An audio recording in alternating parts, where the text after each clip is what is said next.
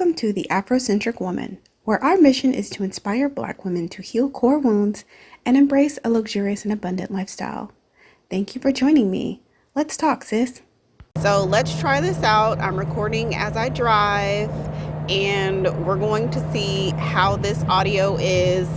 So you might hear my windshield wipers going, and you may hear cars driving by. So I just want to share these thoughts with you because I don't have an opportunity to write them down because I'm on the go, and I don't want to forget about this particular ideas that's on my mind right now. I want to share it with you ladies. So I want to talk about the idea of, oh my goodness, I look around and I see so many sisters really struggling and not in the area of the dating. And for those of us who are dating, who are single and dating and mingling and whatnot, even for those who are already in a relationship, but right now I think I'll focus on for those who are out there dating. And what I'm seeing is so many women with extremely low standards, and they're not being able to do anything fun. I decided when I started to date in 2019, I got off to a bumpy start, but I did find my bearings. I was only going to deal with men who could really add value to my life and that didn't, who kind of came already as a man and did not need me to build him up because he was already a man showing up in the world as a man. So that weeded out a lot. And I mean, to be honest with you ladies, my time is very limited, but if I wanted to go on a date every day of the week, if I wanted to do breakfast, lunch, and dinner with a different guy, I could. That's how many men are in the wings waiting for my time. I kid you not. Of various calibers, but all, pretty high performing men, pretty, high caliber men who have things to offer to me. And some of them don't, so I'm vetting them and I'm weeding them out. And I've gotten some of the sweetest things. I've been to some of the nicest 5-star restaurants and getting picked up in luxury vehicles and getting to experience really nice things and being able to be very feminine and beautiful and just showing up and just focusing on looking beautiful and being charming and diplomatic and gracious, and I love it, and I get to really have fun. And I look around at my sisters who are also beautiful, who also have so much to offer the world, and they're not being able to attract these experiences to them. And I have to really ask. I mean, I know I've done a lot of work on myself to open myself up to receive from men who really love taking care of me. I had to open myself up to that, and I just, I look around at my sisters and I'm like, what is going on? What are the blockages? What is keeping you from experiencing more luxury in your life? And I've been talking to sisters, and many of them have been disclosing to me different things that they're, dealing with. And I think a common theme is, on one hand, we absolutely loathe getting into these situations whereby men look at us struggle and they don't react. They just watch us struggle. We're getting into situations whereby men are asking us to come over and Netflix and chill. Men are wanting to take us to Starbucks, or men are wanting to take us to a cookout or to something they already have planned, and really not putting any effort into actually courting or dating or impressing us. And they really loathe that. And they also, realize like, well, I'm not getting gifts. Nobody's hitting up my Cash App. Nobody's sending me anything. And I don't know anything about that. And I wish I had that. And then on the other hand, saying, well, I can build my own. I don't need a man. And I can, get it on my own. And they have this sort of contempt against, I guess, the women like me who are like, yes, I like that. Yes, please. Thank you. Yes, honey, I'll have one more of that. They kind of look down on us, like somehow we are, somehow, I don't know, less than, or needy, or I don't know. I'm like, I am, you know what I'm saying? Like, I do need a man. And I need many men until I can find one man that can, really, fit into my lifestyle, and, be a protector and a provider of my lifestyle, the way I need. And so until he shows up, yeah, I do need men. What is wrong with that? Like, I guess that's really like a core belief. If you have a belief deep down inside that you don't need a man, and that he can just come on and tack on any old place and whatever, I can build my own empire and let him just come in and contribute at any level. Let me tell you, sis, you're going to attract you're going to attract a grown boy. You're going to attract, like, if you think about your household as a woman, and like, let's say you're a mother, or even if you're not a mother, even if you're not yet a mother that has given birth to your own children, still, as Black women, we have a lot of maternal energy. And oftentimes our maternal energy is on overdrive. Our maternal energy is so dominating to where we don't actually get to cultivate our woman, energy, being feminine, being a lady. We don't even get to cultivate that because the maternal aspect of us is so on overdrive. And so if it's on overdrive, you're going to attract men who need mothering. They need life skills. They need rearing. They need direction. They need motivation. They need,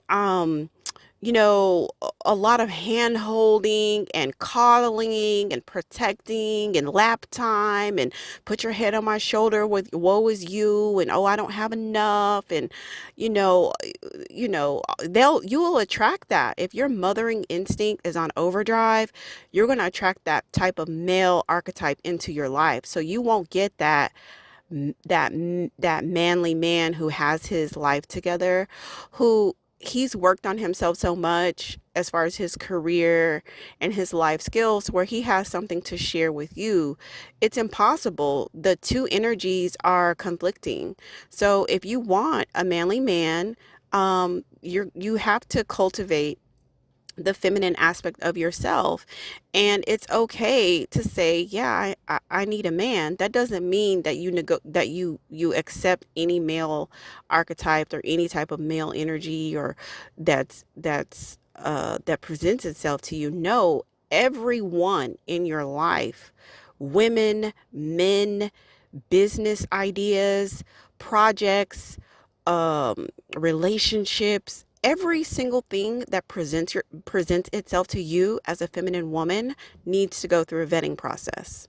That's, if you think about your ovum, um, it goes through a vetting process when all these different, sperm are trying to get to her. She has a layer around her, and it's a very feminine process, this whole vetting.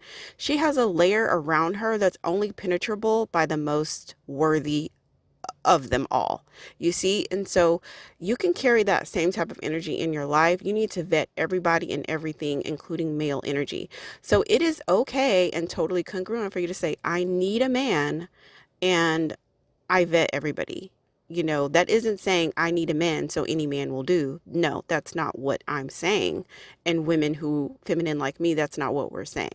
But what I am saying is that it is okay to say you need a man, because to state that and believe that deep down inside, you're going to attract the type of men who want to feel needed, needed in the way that manly men show up, protector and provider. You're gonna have more access to that.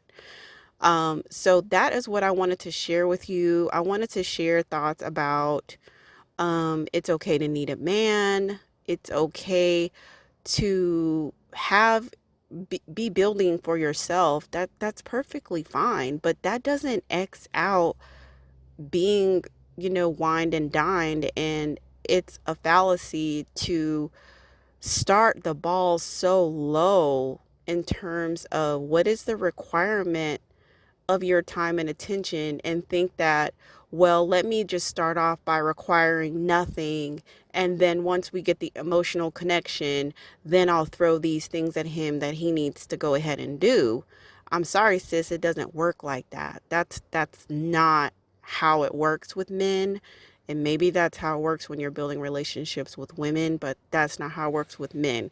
You need to start off right away with your requirements and him investing into your life, because for a man who can, like, for example, $300 for one man, could be half his rent, and he doesn't have that to give.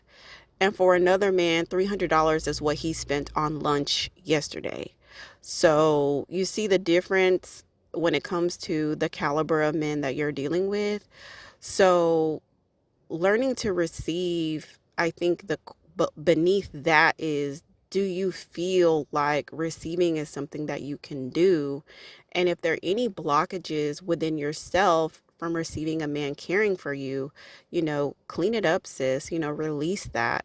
Really be curious about those feelings and get down to the bottom of it, because that will help you get out of the cycle of constantly being with men who cannot provide for you.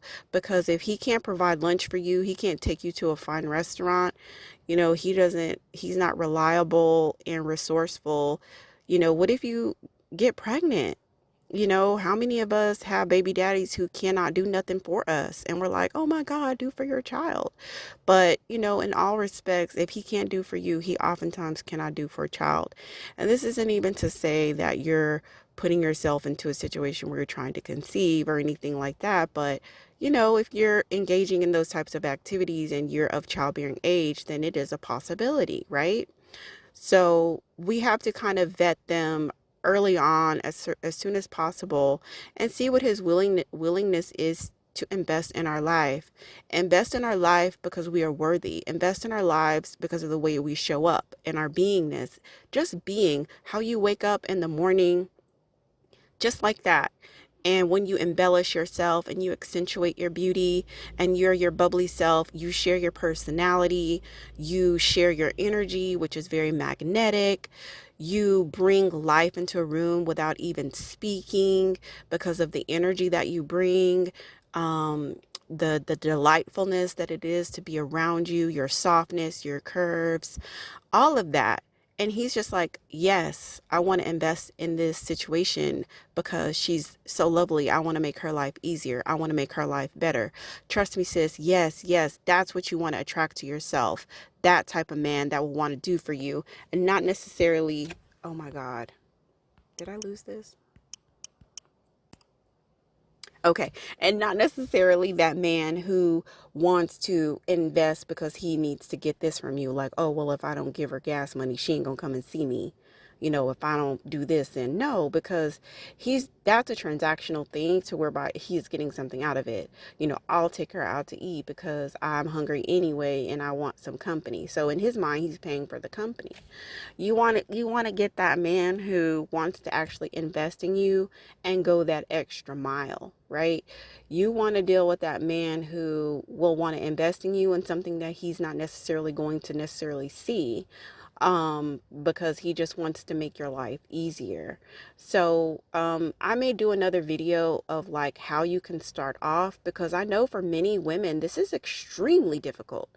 It's extremely difficult for them. They don't like being taken advantage of. They don't like dealing with bummy dudes, but they don't know how to receive at the same damn time. So that's okay, sis. We're going to work it out together. I have further to go along my path of receiving more and more and more, cultivating myself and my femininity and my womanhood. So you are not alone. We are in this together. And I may do another video on that. Thank you so much for sharing your time and attention with the Afrocentric Woman. Special gratitude to our subscribers. If you'd like to stay connected with this channel and you haven't subscribed yet, please do so by hitting the subscribe button and the notification bell. If you like this content, please hit the like button. If you have any comments or thoughts about the content shared, please drop down into the comment section and let us know. Remember, you are worthy, You are enough, you are unique, and you are lovable. And I appreciate you.